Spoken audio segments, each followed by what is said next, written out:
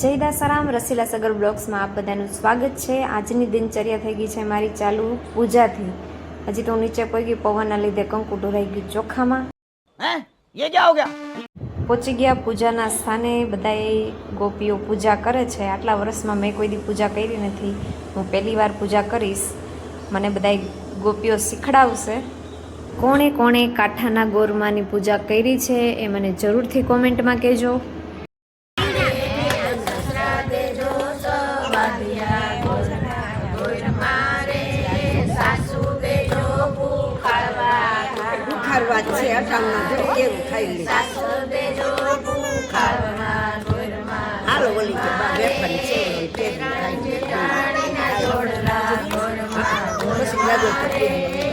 મેં આગળ કીધું એમ કે મેં ક્યારેય પૂજા કરી નથી અને આપણે ઊંધી પૂજા કરાવવાનું ચાલુ કરી દીધું। અને પછી ગોપીઓએ કીધું કે એવી રીતે નહીં આવે।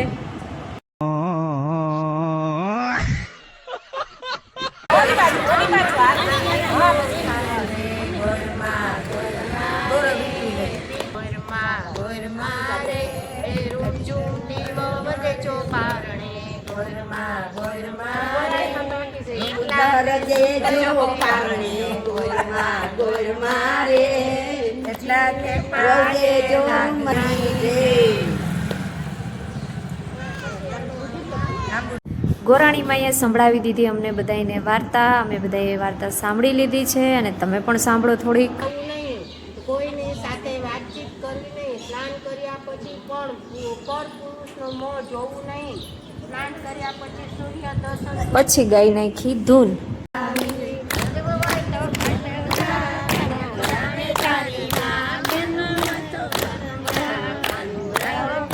હું આવી ગઈ છું ઘરે, થોડાક ભજન કર્યા, ભજન ધૂન ગાઈ એકાદું બે।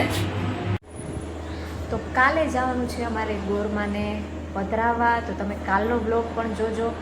પૂજા કરી જમી કાઢવી અને હું થઈ ગઈ છું કપડાં બપડા ચેન્જ કરી અને પાછી રેડી તૈયાર થઈ ગઈ છું, કારણ કે મારે જવાનું છે રીલ્સ બનાવવા અને ઘરે પણ રીલ બનાવવાની છે। બહારની રીલ્સની કદાચ હું વિડીયો અપલોડ નહીં કરી શકું, એ હું કાલે અપલોડ કરીશ। તો તમે બધાય જોજો, શેર કરજો અને ચેનલને સબસ્ક્રાઈબ કરવાનું ભૂલતા નહીં। તો અમારે બહાર જે રીલ્સ બનાવવા જવાની હતી કેન્સલ થયું, કારણ કે મારા ફ્રેન્ડને થોડુંક કામ આવી ગયું, એટલા માટે નહીં આવી શકે। તો અમે બહાર જવાનું કેન્સલ રાખ્યું અને ઘરે રિયાઝ કરવાનું, તો રિયાઝ તો કરવાનું જ છે। અને ઘરે જે કંઈ રીલ્સ બનાવવાની હતી બની ગઈ છે અને થોડું ઘણું તમને સંભળાવું, કારણ કે મેં નવું હાર્મોનિયમમાં બેસાડ્યું છે। મને આટલું બધું નથી આવતું, મારા પૂરતું આવડે છે, કોશિશ કરું છું શીખવાની। એટલે મેં નવું બનાવ્યું છે, નવું બેસાડ્યું છે હાર્મોનિયમમાં, તો તમારી જોડે પણ શેર કરું।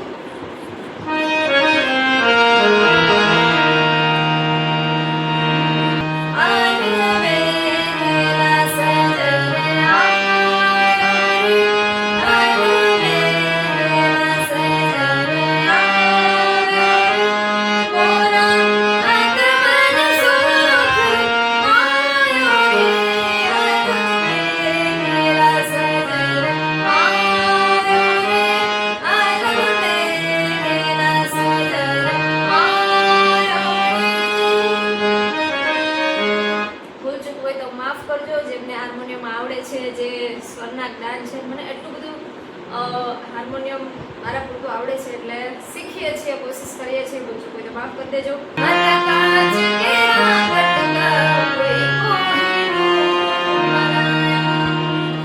આજ માટે આટલું જ। બધાને જય માતાજી, જય શ્રી રામ। મળીએ પાછા નવા બ્લોગમાં। બધાએ આખો બ્લોગ જોજો, સપોર્ટ કરજો। જય શ્રી રામ, જય માતાજી।